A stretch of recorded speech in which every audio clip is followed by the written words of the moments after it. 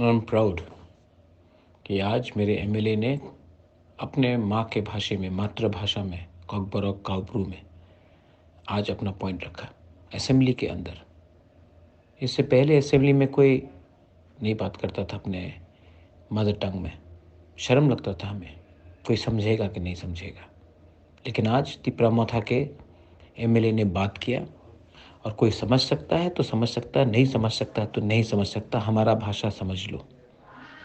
लेकिन हम लोग अपना अब अधिकार मांगेंगे, असेंबली में अंदर मांगेंगे, बाहर भी मांगेंगे। I am very proud of my Motha MLAs.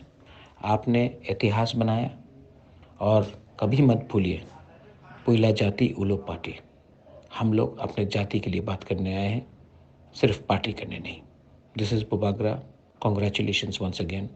We will not surrender. बेलाइनो हम भाई।